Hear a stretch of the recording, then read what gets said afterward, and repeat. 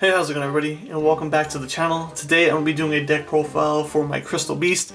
Now this is a deck I've been wanting to play for a while and finally put a build together, and this is going to be focusing on the Crystal Abundance OTK variant for the Crystal Beast. So hopefully if you're trying to build the deck, this can help you out in some way, and if it does, consider leaving a like, and if you're new, consider subscribing. It is appreciated.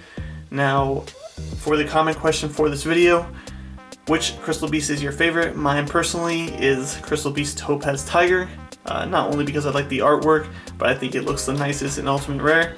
But let's go ahead and get right into the deck profile. So starting off, 3 of the Crystal Beast Sapphire Pegasus. This is your starter, you always want to see him. And when it's normal or special summon, you can put one of your Crystal Beasts from your deck in the spell and trap zone. I'm going to be using the term crystallizing for this video, just so it's a little bit easier. So also his effect is not a hard once per turn, so if you're able to special summon him multiple times on a turn, you just get more and more monsters you can crystallize from the deck, which can really help for that abundance push.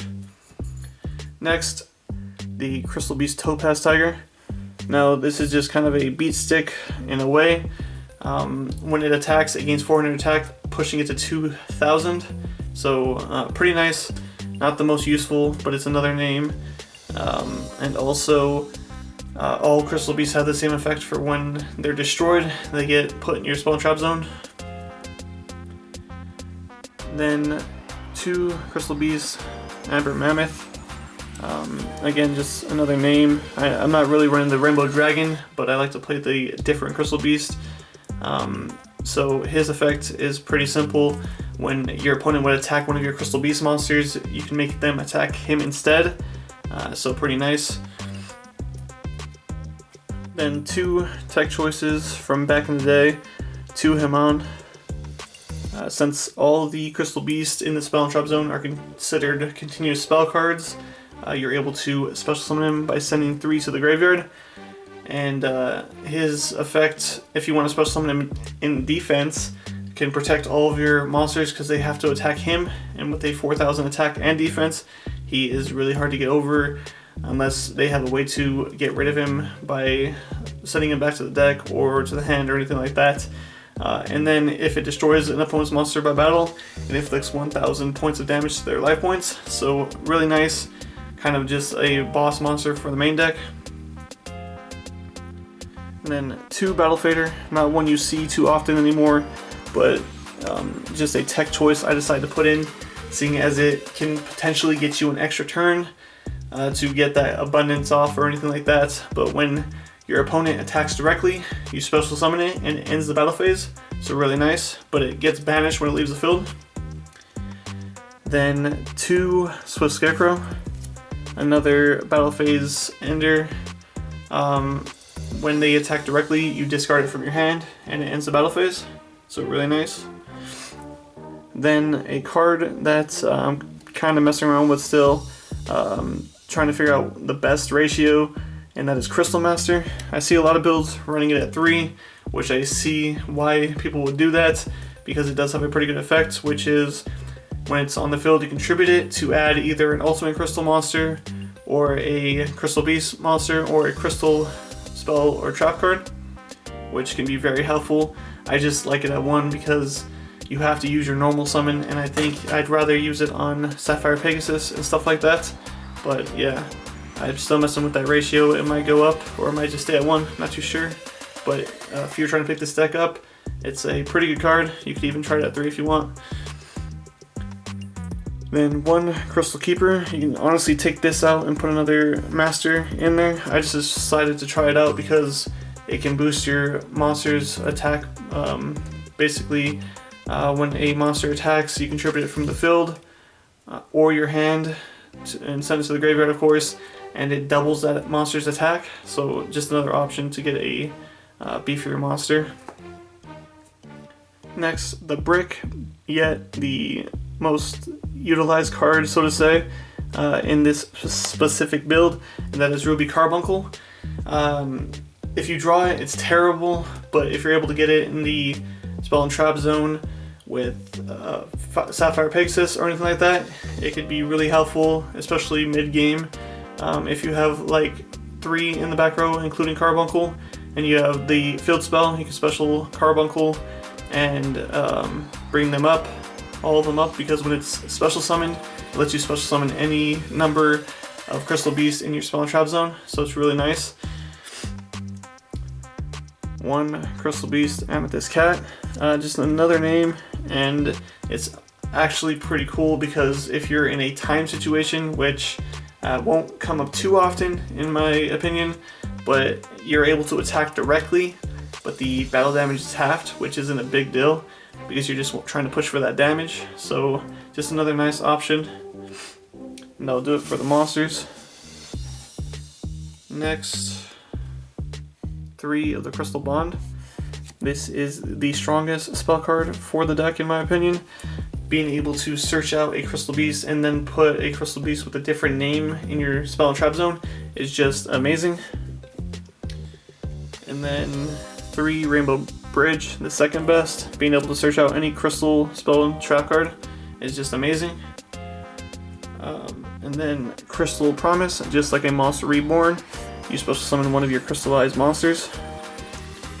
So a good play is if you have like 2 Sapphire Pegasus crystallized and a Carbuncle. Use this on Carbuncle and special summon the other 2, and then you'll be able to crystallize 2 from the deck, which is incredible, especially if you have abundance. Next, 2 Ancient City Ruin. It's a jack of all trades. Depending on how many monsters you have crystallized, you'll get different effects. So if you have 1, it can't be destroyed by card effect. 2, any battle damage you would take is halved for once per turn. 3, when an opponent activates a spell or trap card, you can send one of your Crystal Beasts to the graveyard to negate it. 4, you get to get an extra draw during the main phase. And then 5, you can special summon one of your Crystal Beast monsters in your spell and trap zone. So it is really helpful, especially if you start getting a lot of monsters crystallized, of course. And then 1 Advanced Dark. I mainly run this just as another option. You don't really use it for its first effect, but its second effect to send 1 Crystal Beast monster from the deck to the graveyard when you would take battle damage involving a Crystal Beast monster is really helpful. And then 1 Terraforming to search them out. And then 2 Crystal Beast Abundance, or Crystal Abundance, sorry.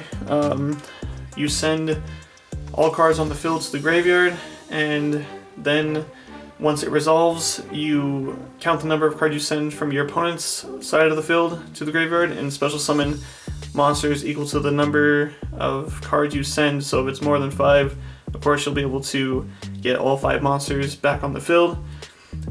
So it's really nice, especially since it sends and it doesn't destroy anything like that. A lot of monsters won't get their effects. Then 2 Crystal Beacon.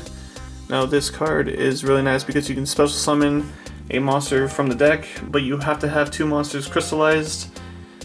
So it can be a brick in that sense if you don't have those monsters in the spell and trap zone, but nonetheless another extender.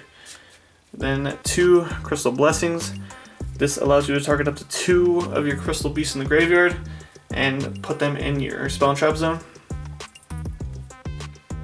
Then next, 2 Rare Value. Another card that could be a brick if you don't have the monsters crystallized, but you have to have 2 of them.